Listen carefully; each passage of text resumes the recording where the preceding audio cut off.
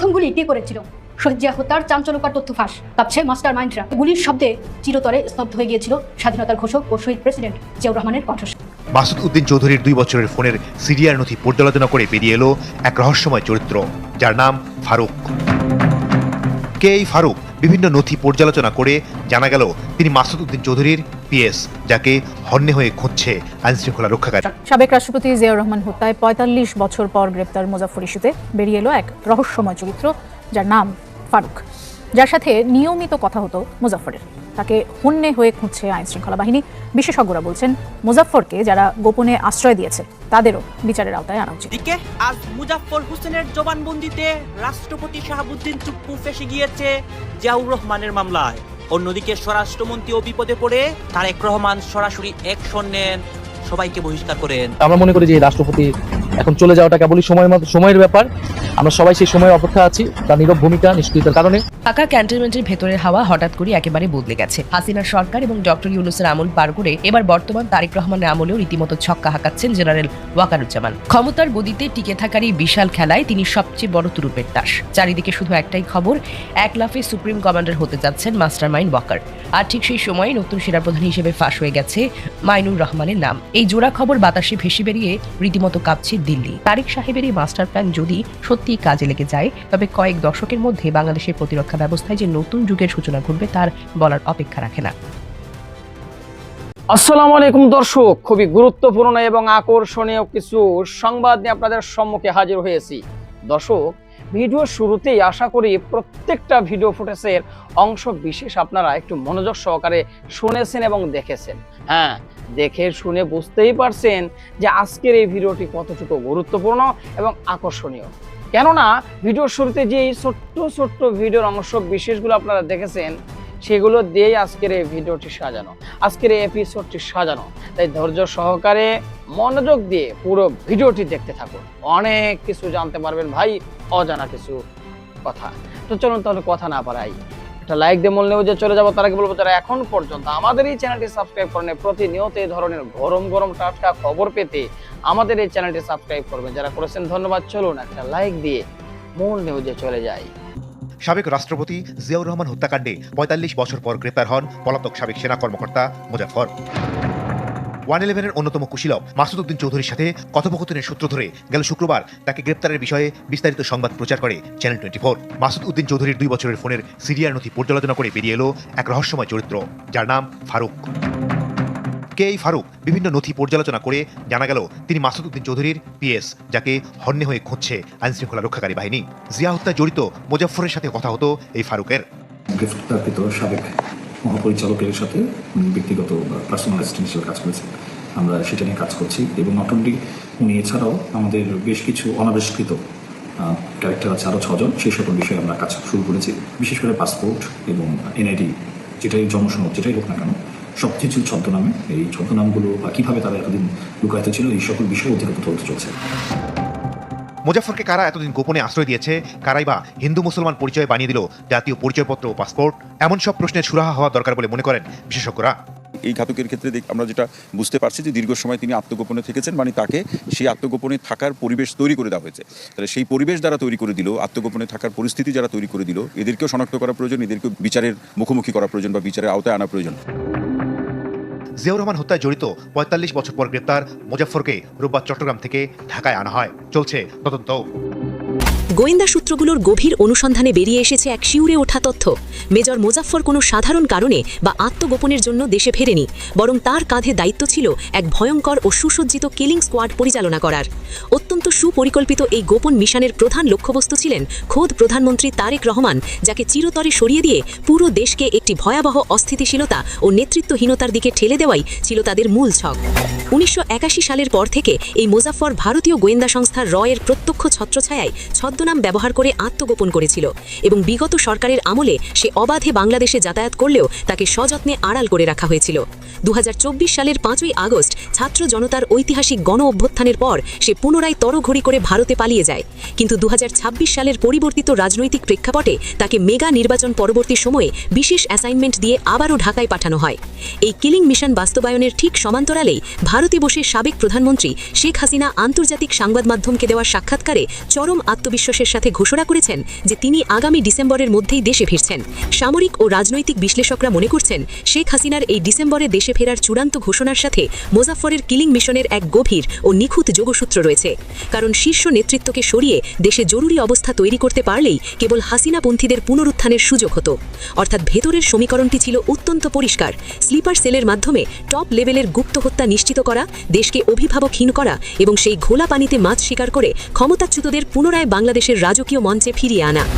এখন সাধারণ মানুষের মনে প্রশ্ন জাগা অত্যন্ত স্বাভাবিক যে কেন প্রধানমন্ত্রী তারেক রহমানকে দুনিয়া থেকে সরিয়ে দেওয়ার জন্য একটি বিশেষ প্রতিবেশী দেশ এতটা মরিয়া হয়ে উঠেছে। এর সবচেয়ে বড় কারণ হলো তারেক রহমান দায়িত্ব নেওয়ার পর থেকেই বাংলাদেশ তার পররাষ্ট্র নীতিতে এক আমূল পরিবর্তন এনেছে, যা দক্ষিণ এশিয়ার প্রথাগত ভূ রাজনৈতিক হিসাব নিকাশ ও সমীকরণকে পুরোপুরি ভেঙে চুরমার করে দিয়েছে।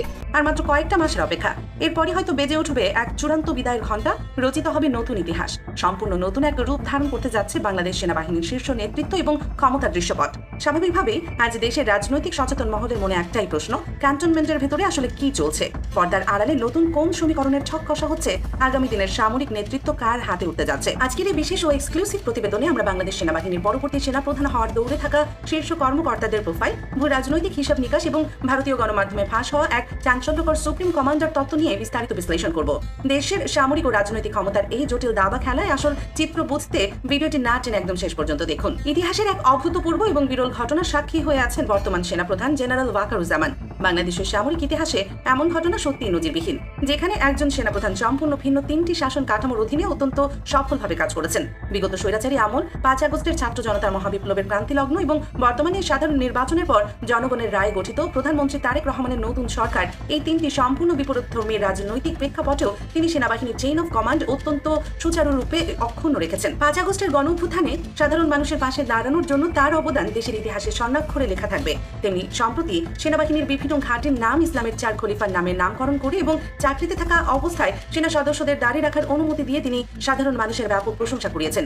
যদিও বিগত দিনে নির্দিষ্ট কিছু রাজনৈতিক পুনর্বাসনের প্রশ্নে তাকে নিয়ে বিভিন্ন মহলে কিছুটা সমালোচনা হয়েছে, কিন্তু সমালোচনার ঝড় কিংবা প্রশংসার জোয়ার সবকিছুকে ছাপিয়ে সময়ের অমোঘ নিয়মে জেনারেল ওয়াকারুজ্জামানকে একসময় অবসরে যেতেই হবে। আর ঠিক এই কারণে পরবর্তী সেনাপ্রধান কে হতে যাচ্ছেন তা নিয়ে সামরিক ও রাজনৈতিক বিশ্লেষকদের মধ্যে দীর্ঘদিন ধরেই এক টান উত্তেজনা এবং জল্পনা কল্পনা চলছে। বিশেষ করে বর্তমান সরকারের করা ভারত বিরোধী নীতি এবং এর বিপরীতে পাকিস্তান, চীন ও তুরস্কের সাথে গড়ে ওঠা বিশেষ কৌশলগত সম্পর্কের কারণে সেনাবাহিনীতেও ঠিক একই মানসিকতার ও দেশপ্রেমিক নেতৃত্ব খোঁজা হচ্ছে। যদিও সরকার বা সংশ্লিষ্ট উচ্চ পদস্থ কর্তৃপক্ষ এখনো এ বিষয়ে কোনো আনুষ্ঠানিক ঘোষণা দেয়নি, তবে সম্ভাব্য উত্তরসূরি হিসেবে কয়েকজন জ্যেষ্ঠ কর্মকর্তার নাম বারবার সামনে আসছে। সম্প্রতি সেনাবাহিনীর শীর্ষ পর্যায়ে বেশ কয়েকটি অত্যন্ত গুরুত্বপূর্ণ ও কৌশলগত পদে যে রদবদল করা হয়েছে তা আগামী দিনের এক গভীর ভবিষ্যতের ইঙ্গিত দিচ্ছে। এই রদবদলের অংশ হিসেবে লেফটেন্যান্ট জেনারেল মোহাম্মদ মাইনুর রহমানকে সেনাবাহিনীর অত্যন্ত ক্ষমতাধর পদ চিফ অফ জেনারেল স্টাফ বা সিজিএস এবং লেফটেন্যান্ট জেনারেল মীর মুশফিকুর রহমানকে সশস্ত্র বাহিনী বিভাগের প্রিন্সিপাল স্টাফ অফিসার বা পিএসও হিসেবে নিয়োগ দেওয়া হয়েছে। সেনাবাহিনীর প্রাতিষ্ঠানিক এবং অপারেশনাল কাঠামোতে এই দুটি পদকে সবচেয়ে মর্যাদাপূর্ণ এবং শক্তিশালী চালিকা শক্তি হিসেবে বিবেচনা করা হয়। পরবর্তী সেনাপ্রধান হওয়ার দৌড়ে জ্যেষ্ঠতা এবং কৌশলগত অবস্থানের দিক থেকে যিনি বর্তমানে সবচেয়ে বেশি আলোচনার কেন্দ্রে আছেন তিনি হলেন বর্তমান CGS lieutenant general Mohammad Mainur Rahman. তিনি বর্তমানে সেনাবাহিনীর অপারেশনাল পরিকল্পনা এবং প্রশাসনিক কার্যক্রমের মূল চালিকা শক্তি হিসেবে দায়িত্ব পালন করছেন। এর আগে তিনি আর্টিলারি ডিরেক্টর এবং দুটি অত্যন্ত গুরুত্বপূর্ণ এরিয়া কমান্ডারের জিওসি হিসেবে নিজের পেশাদারি ও দক্ষতা প্রমাণ দিয়েছেন। বিশেষ করে 33তম পদাতিক ডিভিশন এবং 24তম পদাতিক ডিভিশনের জিওসি হিসেবে দায়িত্ব পালনের ব্যাপক মাঠ পর্যায়ের অভিজ্ঞতা রয়েছে তার ঝুলিতে।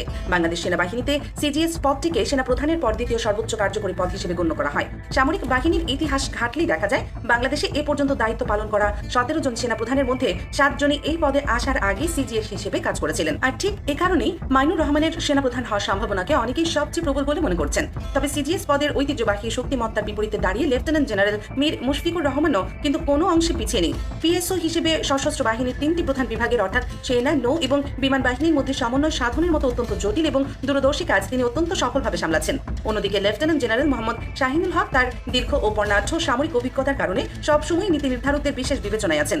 এর পাশাপাশি লেফটেন্যান্ট জেনারেল মোহাম্মদ ফয়জুর রহমানের ক্যারিয়ার গ্রাফও বেশ চমকপ্রদ ও নিষ্কলঙ্ক। এছাড়া ভারত বিরোধী এবং কড়া দেশপ্রেমিক জেনারেল হিসেবে পরিচিত কামরুল ইসলামের নামও এই পদের দৌড়ে জোরালোভাবে উচ্চারিত হচ্ছে। তবে আনুষ্ঠানিক প্রজ্ঞাপন জারি না হওয়া পর্যন্ত কাউকে চূড়ান্ত হিসেবে ধরে নেওয়ার সুযোগ নেই। ঠিক এই টানটান উত্তেজনার মাঝে নতুন এক বিতর্কের জন্ম দিয়েছে আন্তর্জাতিক ও বিশেষ করে ভারতীয় কিছু গণমাধ্যমের প্রতিবেদন। ভারতীয় গণমাধ্যম নর্থ ইস্ট নিউজের একটি প্রতিবেদনে এমন এক চাঞ্চল্যকর দাবি করা হয়েছে যা দেশের রাজনৈতিক মহলে নতুন করে আলোচনার ঝড় তুলেছে। সেখানে দাবি করা হচ্ছে যে বর্তমান সেনাপ্রধান জেনারেল ওয়াকারুজ্জামান হয়তো সেনাবাহিনী প্রধানের পদ ছেড়ে অবসরে যাচ্ছেন না, বরং তিনি পরবর্তী সুপ্রিম কমান্ডার বা সশস্ত্র বাহিনীর সর্বাধিনায়ক হতে যাচ্ছেন। প্রাতিষ্ঠানিক নিয়ম ও প্রজ্ঞাপন অনুযায়ী 2024 সালের 23 জুন দায়িত্ব নেওয়া জেনারেল ওয়াকারুজ্জামানের 2027 সালের 23 জুন পর্যন্ত 3 বছরের জন্য সেনাপ্রধান হিসেবে দায়িত্ব পালন করার কথা। কিন্তু ভারতীয় ওই প্রতিবেদনটি সম্পূর্ণ অন্য এক রাজনৈতিক সমীকরণের দিকে ইঙ্গিত দিচ্ছে। সেখানে দাবি করা হচ্ছে সামরিক সিদ্ধান্ত গ্রহণের প্রক্রিয়াকে আরো শক্তিশালী করতে তাকে আনুষ্ঠানিকভাবে সুপ্রিম কমান্ডার বা ফিল্ড মার্শাল পদে আসীন করার সুদূর প্রসারী পরিকল্পনা চলছে। তবে চাইলেই এই সমীকরণ বাস্তবায়ন করা সম্ভব নয়, কারণ এর জন্য প্রয়োজন হবে দেশের সংবিধানে এক বিরাট বড় পরিবর্তন।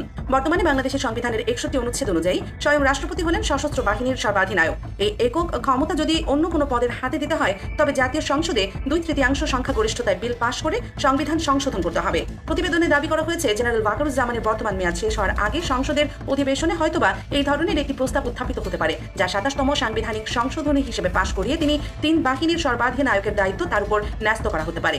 এতে করে অবসরের বয়সসীমা বিলাপের পাশাপাশি তার মেয়াদ 2029 সাল পর্যন্ত বেড়ে যাওয়ার সম্ভাবনা রয়েছে। ক্ষমতার এই জটিল সামরিক দাবা খেলায় কার চাল সফল হতে যাচ্ছে? রেসের মাঝে থাকা lieutenant general Mohammad Mainur Rahman, lieutenant general Mir Mushfiqur Rahman, নাকি অন্য কেউ? কার হাতে উঠতে যাচ্ছে সেনাবাহিনীর সবচেয়ে ক্ষমতাবান কমান্ডিং ব্যাটন, নাকি সত্যি সংবিধান সংশোধন করে আসতে যাচ্ছে নতুন কোনো সুপ্রিম কমান্ডার? আজকের যে পর্বটি এটা অনেকটা ফোক এবং ফ্যান্টাসি প্রকৃতির। আপনারা হয়তো অনেকেই ভাববেন যে একজন মানুষের মৃত্যু নিয়ে, একজন মানুষের জীবন নিয়ে কি করে ফ্যান্টাসি তৈরি হতে পারে, বা এটা হাউ ইট ইজ পসিবল। এখানে একটা বিষয় আপনাকে বুঝতে হবে যে বাংলাদেশের 6 কোটি মানুষ যারা যে কোনো মূল্যে চাচ্ছে শেখ হাসিনা আরও বহু বছর বেঁচে থাকুক। তার কোনো অপরাধ নেই, তার কোনো অন্যায় নেই, এবং তার হাতেই আল্লাহ রাব্বুল আলামিন সমস্ত বরকত দিয়ে রেখেছেন এই 6 কোটি মানুষের জীবন জীবিকা থেকে শুরু করে আরও অনেক কিছু। এরকম একটা জায়গাতে আপনি চিন্তা করেন যে মানুষের যে তাদের যে কল্পনার শক্তি, তাদের যে ইচ্ছার শক্তি, সেটা যে কোনো সময় সুনামি আকারে এই রাজপথে ভেঙে পড়তে পারে। অন্যদিকে এই 6 কোটির কাউন্টার আরও 6 কোটি মানুষ, এই 6 কোটি মানুষ শেখ হাসিনাকে একটা বিরাট অংশ ভয় পাচ্ছে, আর একটা বিরাট অংশ মাঝামাঝি যে না একেবারে খারাপ ছিল না, এই শুধুমাত্র এই জিনিসগুলো যদি বাদ দিত তাহলে তো বর্তমান যেভাবে চলছে তাদের চেয়ে ভালো চলতো। আরেকটি অংশ বলছে যে না, এই ভদ্রমহিলা কোনো অবস্থাতেই ভালো ছিলেন না, তার বেঁচে থাকার কোনো অধিকার নেই, এই বাংলাদেশের যত রকম অশান্তি সুনির্দশা তার কারণে হয়েছে, এবং আজকের যত কিছু দুর্ভোগ দুর্দশা সরকারের সব শেখ হাসিনার জন্য। কাজেই তাকে মারতে হবে, তাকে ফাঁসিতে চড়াতে হবে, এবং তাকে এই বাংলার মাটিতে এনে দৃষ্টান্তমূলক শাস্তি দেওয়ার মাধ্যমেই এই রাষ্ট্রের কল্যাণ নিহিত। এদের সংখ্যাও কিন্তু কয়েক কোটি। তো কাজেই যখন এরকম একটা অবস্থা চলে, সেখানে মাঝে মাঝে একটা জায়গায় যদি আপনাকে অবস্থান করতে হয় তাহলে ফ্যান্টাসি ছাড়া আর কোনো উপায় নেই। আপনি এখানে যদি ধরুন শেখ হাসিনার পক্ষে খুব বেশি কথা বলতে চান, তাহলে তারা যারা প্রতিপক্ষ তারা সঙ্গতির কারণে আপনাকে ফাঁসির আসামি বানিয়ে ফেলবে। আর আপনি যদি শেখ হাসিনাকে ফাঁসির আসামি বানিয়ে অন্য যে সকল কট্টরপন্থী এখন যারা নেতা রয়েছেন তাদের মতো কথাবার্তা বললেন, তাহলে আপনাকেও তারা হিট লিস্টে রেখে দেবে। এবং আমাদের দেশে আপনি যদি স্বাধীনতার ইতিহাস পড়েন, সেই চারু মজুমদার থেকে শুরু করে সিরাজ শিকদার থেকে শুরু করে জাসদের রাজনীতি, এমনকি আমাদের মহান মুক্তিযুদ্ধে যে গেরিলা বাহিনী ছিল তারা যে সকল দুর্ধর্ষ কর্মকাণ্ড করেছেন তাদের অনেকে নিজের মুখে স্বীকার করেছেন, অনেকে বই লিখেছেন। যেমন কাজী ফিরোজ রশিদ জাতীয় পার্টির মন্ত্রী ছিলেন, খুব নামকরা মুক্তিযোদ্ধা ছিলেন।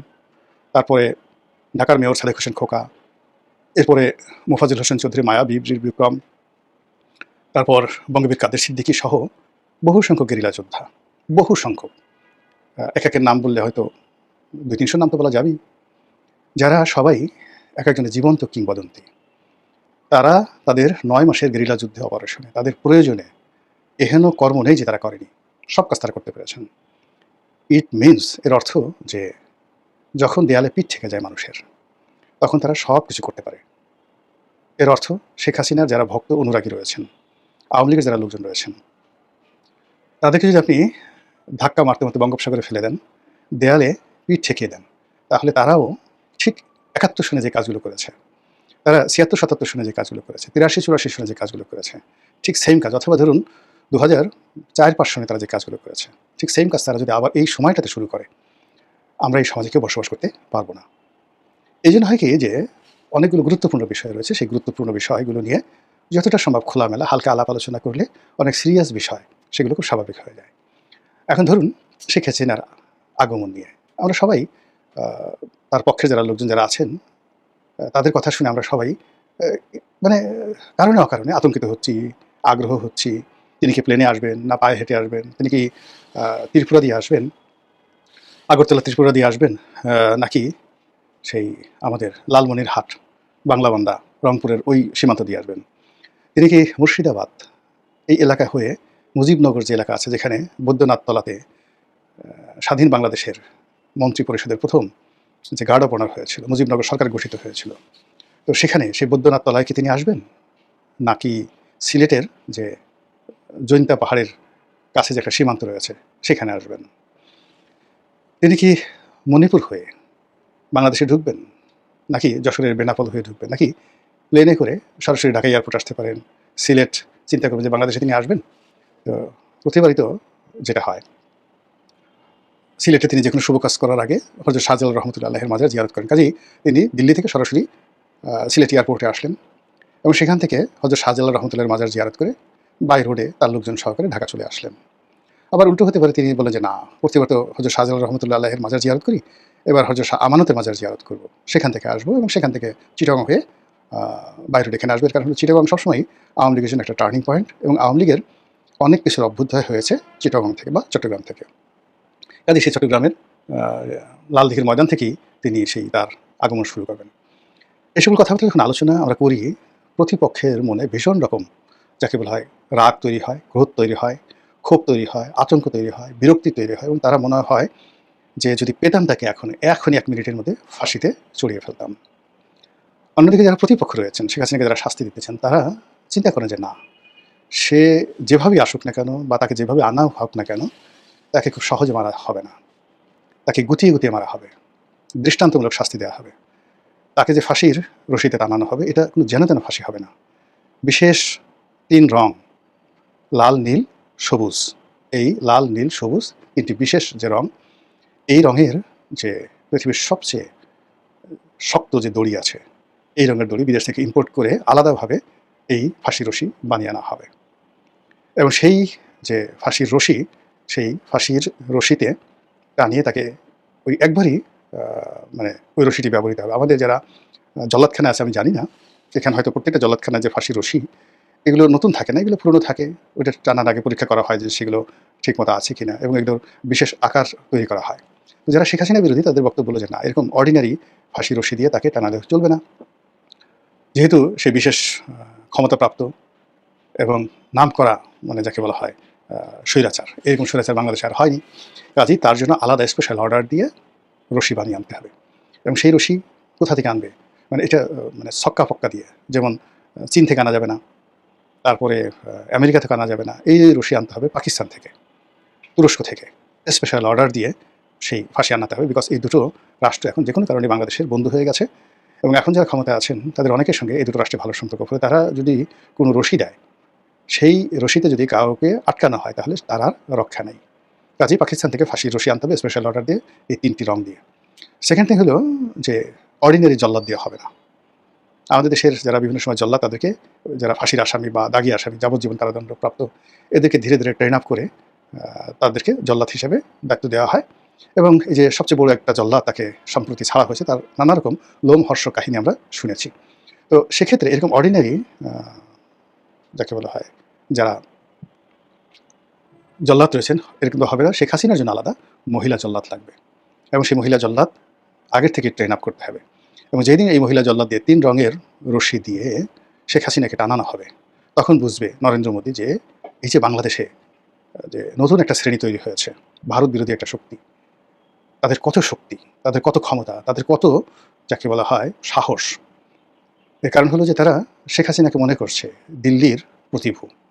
তারা শেখ হাসিনাকে টানানো মানে দিল্লির কুতুব মিনারকে ফাঁসিতে লটকানো। তারা শেখ হাসিনাকে ফাঁসিতে লটকানো মানেই তারা মনে করছে নরেন্দ্র মোদী এবং অমিত শাহকে দুইটাকে একত্রে ফাঁসি দেওয়া, এই কাজটি করা। ফলে সেই কাজটি সেলিব্রেট করার জন্য যারা শেখ হাসিনার প্রতিপক্ষ, তারা সকাল বিকাল যদি খুব নীরবে নিভৃতে নাকে নস্যি দিয়ে এই চিন্তা করতে পারে, তাহলে ধরে নেবেন যে শেখ হাসিনার পতন হবে। আর যদি এই ধরনের চিন্তা মাথায় আসা তো দূরের কথা, উল্টে ফেলে আপা আসবে, এই কথা শোনার সঙ্গে সঙ্গে কারো হাঁটু কাঁপুনি শুরু হয়ে যায়, কারো অন্তর্বাস ঘেমে যায়, কারো মাথার চুল, কারো অর্ধেক টাক পড়া আছে, দেখা গেল যে এই কথা স্মরণ হওয়ার সাথে সাথেই ওই ধরনের কোনো খবর শেখ হাসিনা আসতেছে, 10-12টা চুল পড়ে গেল। যাদের মাথায় একেবারে পুরো টাক, তাদের মুখের মধ্যে দেখা গেল যে চান্দির মধ্যে হঠাৎ করে দাগ পড়ে গেল। তো এরকম যখন একটা অবস্থা হয়, তখন আপনি দেখবেন যে দর্শক, আশা করি পুরো ভিডিওটি দেখেছেন। এবার অবশ্যই আপনাদের মূল্যবান মতামত জানাবেন, পারলে ভিডিওটি শেয়ার করে সবাই দেখার সুযোগ করে দিবেন। আর আমাদের এই চ্যানেলে নতুন হলে সাবস্ক্রাইব করবেন। যারা করেছেন ধন্যবাদ জানাই। আজকের মতো এখানে বিদায় নিচ্ছি, দেখা হচ্ছে নতুন কোনো ভিডিওতে। সে পর্যন্ত সবাই ভালো থাকবেন। আল্লাহ হাফেজ।